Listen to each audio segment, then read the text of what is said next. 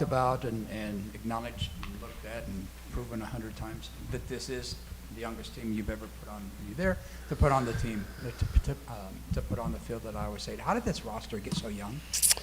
Yeah, I think if you look back to 21, that COVID year, and you see how old we were during that time frame, and I think you're just the ramifications of that 2021 COVID season and probably even a little bit last year. Just a lot of veteranness has left our football program in the course of 21-22 football season. And, in a positive way, there's a lot of sophomores and juniors that are playing really good football. I think a little tribute to the recruiting process the last 2 years. I would say the strength of the recruiting classes that we were able to have over the last 2 football seasons, probably really over the last 3, probably have guided the youth getting on the field so fast, and again, I think if you look back to the early part of this, 17 and 18, there was a lot of young guys that started playing as well, and those names are now playing on Sundays and Mondays and look really good. And so, I just think that's kind of the evolution of where we are. But I still, even though there is youth and a lot of very talented youth, when I still watch the videotape, I still see the guys that are, they paved their way here. They're the glue. They've grown in our football program, and they're the ones that are really playing with elite consistency and trying to usher this youth to match its consistency along the way. So young and talented, but also I think as good of veteran leadership, at least we've had at the top. And like I said, I think the one neat thing for us is you look at the senior class, all those seniors are playing. Again, when we've been at our best, we've had a senior class where all the seniors were actually not just on the team, but they were making a direct impact on the football game. And, that's what I'm excited about this team as well, is that senior class is really playing great football out the gates, and certainly lost a couple of those guys last week. So that hurt, but hopefully get those guys back this week. Is there a rule of thumb among the staff, among you and Hoods or anybody, about how many, you can plan on X amount of players going into the portal? Is there? Yeah, I no, just because I think, and I would say statistically, and you can verify this, but I would say at least in the last 3 years, we're as good as anybody in retention rate in college football. I think, we've lost a couple players, but I think when you globally look at our football team, that's what's made us have the ability to recover and not be a total, absolute rebuild, is, our ability to retain players and those players growing in our football program. One last thing in this. Since you are playing so many young players, including a lot of true freshmen and starting a true freshman, at what point will you turn the true freshmen loose and let them start talking to the media? Yeah, we'll look at that. I think what my thought process has always been just is, those kids got so much coming at them. You got school, you got football. I think the transition from college from high school to college, especially at this level, there's just so much coming at them. So that's really, it's not a, am I afraid that they say something stupid? It's a matter of, how can I protect these guys and keep trying to take as much off their plate and just let them get off to a great start as anything. Is it not, one more thing? Go ahead. Is it on your plate? Is it on the coaches' plate in this day of name, image, and likeness? Is it on the coaches' plate to help the player promote the player? Which, in fact, certainly. Say what you want about a true freshman being Sure. in front of the media. That would help. I think that's a great point, and I think there's certainly positives and negatives to all of it. And so, I still think the best brand is play good football, and that helps your brand really well. Speaking of playing good football, Jeremiah Cooper, he obviously had a lot of moments last year, but nothing quite like these first 2 games. What's it like to break out like that? And I think, Travis, that's what you would hope, in terms of growth. There's a kid that started. I always go back to TJ. It's like, TJ had that great, played sophomore year. You kind of noticed him, sometimes bad, sometimes good. And then, his junior year, you really saw him break out. And I think Jeremiah just got so much playing time last year. When Malik goes down early in the season, we move Anthony into the boundary, and now Jeremiah gets those opportunities. And, there are some really good plays that he made a year ago. And there's also some plays, I go back to that Texas game, there's a couple plays you're, daggone, he's like a hair off. And I just feel like that's the evolution, especially at safety. I mean, safety, tight end, there's some places where, man, you're asking a freshman to play early. It's hard to do that. And I think what we asked him to do a year ago was really hard. We're paying the benefits of it, of getting those quality reps a year ago. And I just think if you look at even his high school career, what kind of football player he really was in high school, man, he was a guy that we felt was going to be really special. And then to have that competitive excellence in him to grow, even with some success a year ago, I think it tells you a lot about his character too. He told us that after the injury last year, he thought that was an opportunity for him to get better. Did you see him take advantage of that time? Yeah, and I think where he took the most advantage is physically. He's I probably, if I'm guessing saying this, but my guess is right around 175 pounds playing Big 12 football at safety. And, I think you saw a guy totally transform his body. And I think, he had surgery, but I think the positive for him is he got to put his time and effort into, man, the physical piece of it, the mental piece, almost sit back, slow the game down through spring football, but physically really enhance his body. So you give him a lot of credit because sometimes guys get injured and, that injury can throw you for a loop, and it never did him. And so we're certainly proud of what he's done. How important has it been for this offense to see the tight end room kind of take a step forward and have a few different playmakers emerge? Yeah, I think it's pivotal to our success. I think when you and the playmakers are great in terms of making some catches and plays. I think equally you see the blocking and the ability to create edges and try to create matchups. With what we've always tried to do offensively is find matchups within the game to give ourselves an opportunity to have success. And when you have tight ends, you're allowed, it allows you formationally to do a lot of different things. And so I think those guys have been exceptional. It's been great to have those guys back. Steve-O was dinged up, didn't play much lot last week, but hopefully he'll be back ready to rock and roll this week. He's another unique piece that I thought was really great week one. It'll be great to have him back and continue to add to that tight end room. Matt, in 2015, your Toledo team hosted Iowa State. How big of an opportunity is this going to be for a program like Ohio to host a Power 5 program? Yeah, I think it's huge. First of all, you're talking about one of the premier programs in the Mid-American Conference, a team that played in the Mid-American Conference championship game a year ago.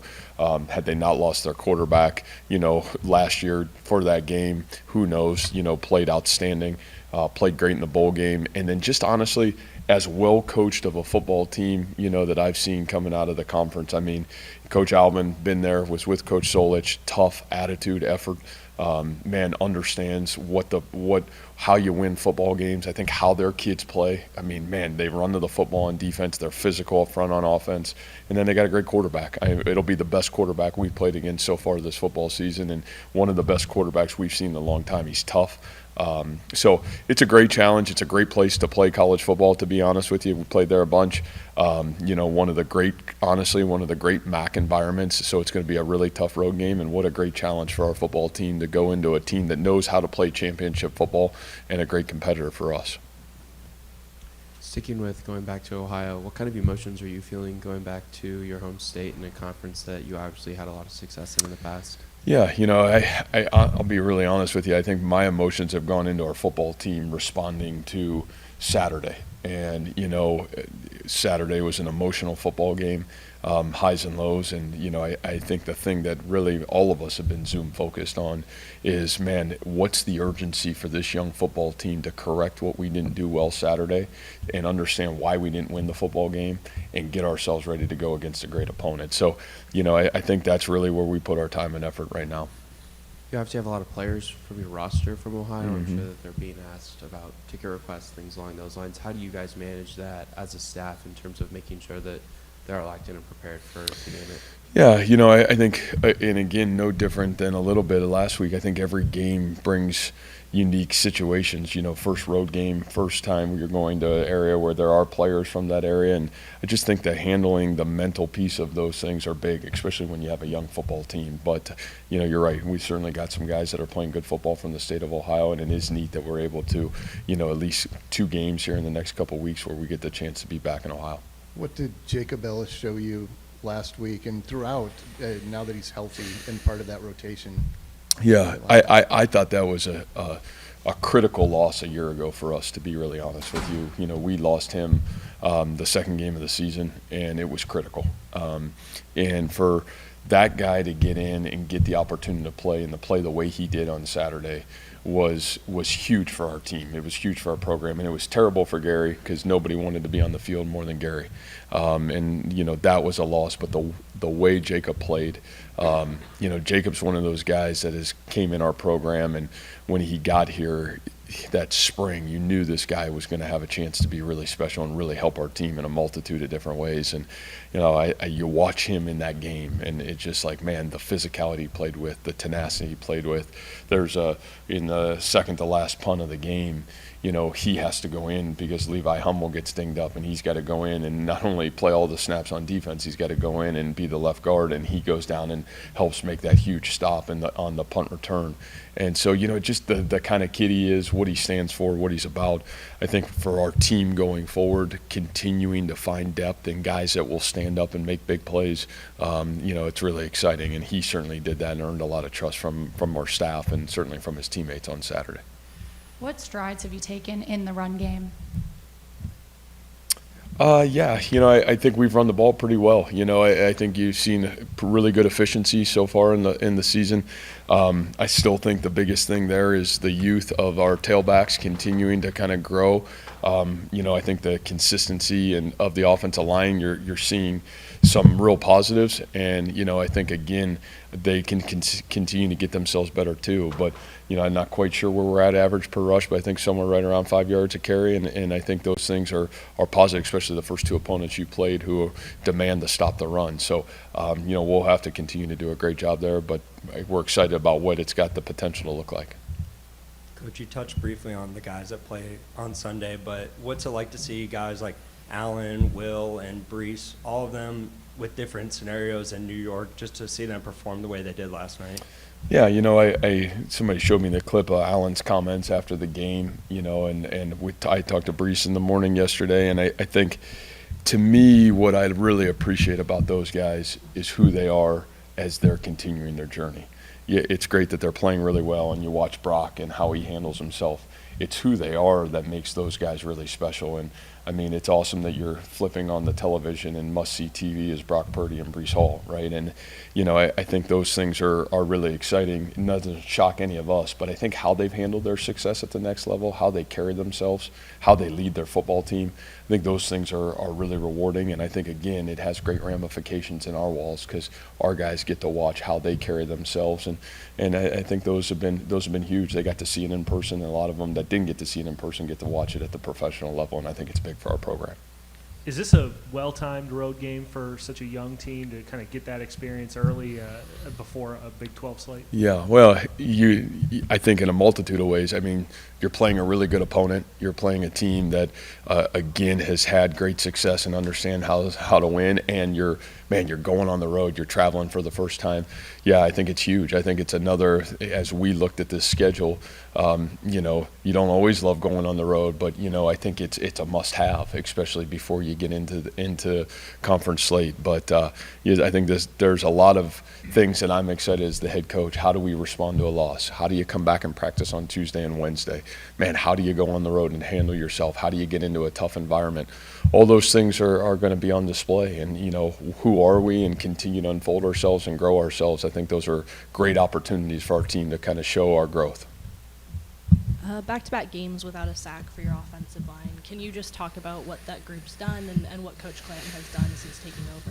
Yeah, you know, I see that group growing, and, you know, I think that one of the things for any young quarterback is, you know, how do you help that quarterback, you know, cushion his growth process? And number one is protect him and do a great job of not letting him get hit. And then number two, create a running game around him that, you know, he doesn't have to feel the pressure. And I think so far that group has done a really good job. I think you've seen Rocco be able to get into a really good rhythm.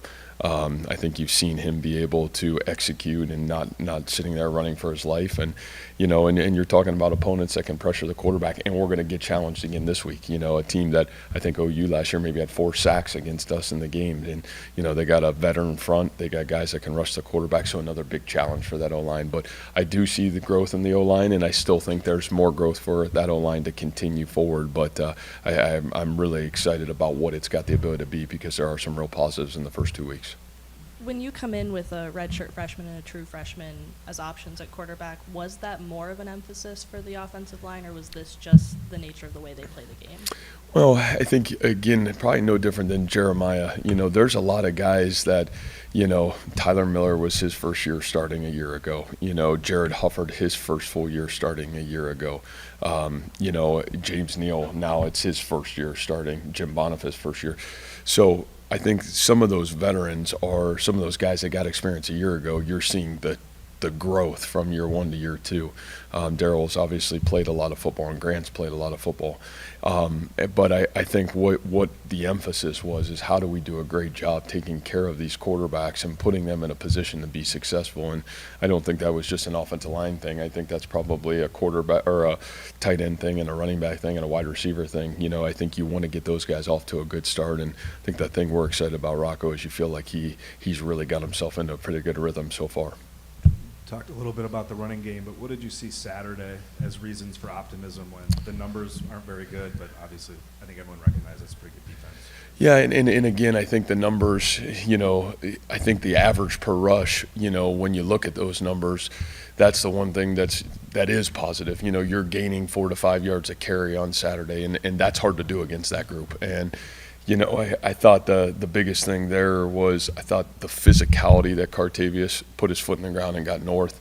I think Abu had a couple really big runs, and you see those guys like getting closer and closer to, feeling really confident in the running game and really confident in their reads and what they're doing. And again, you don't see a lot of negative yardage plays. I think that's the other thing so far in 2 games, that there's not guys sitting in the backfield. It's not -4 and +6. It's, man, we're getting positive yardage. So I think all those things are reasons for optimisms. And again, that group's just got to keep growing. And we think there's certainly some elite talent in there. I think, hopefully we get Eli back this week. Carson Hansen, I still think, is a guy that I think will have a chance to really do some great things in that backfield as well. So a lot of optimism around what it's got the ability to be, and a lot of challenges as well. We got to continue to make great strides forward for sure.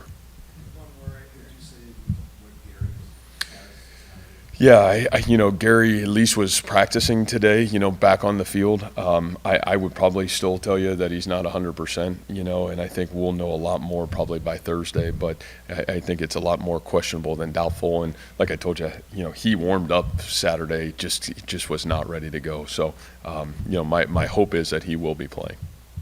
On Saturday, you guys struggled with 3rd and long quite a bit throughout the game. How have you been prepping for that for this weekend? There's no prep for 3rd and long. Here's what you don't want to be is in 3rd and long, and the prep is, being better, not putting ourselves in that situation. And that's a great question. It's just, man, against any good defense, and we're going to face another really good defense. I think if you look at Ohio University's stats, I think one of the best teams in the country in 3rd and long. And, to me, that's as hard of a situation in football as you can have for an offense, is sitting in those situations. And so, I'll be honest with you, I thought for the most part in that game, we didn't put ourselves in a lot of 3rd and long situations. We were able to be in 3rd and manageable, and I thought executed from week 1 to week 2 much better on 3rd down than we had in week 1. But I still think that's an area for our growth process, and is continuing to have great success on 3rd down. And like I said, the key is don't be in 3rd and long, because it's hard, and no matter how you cut it, that's a hard down and distance to be in. So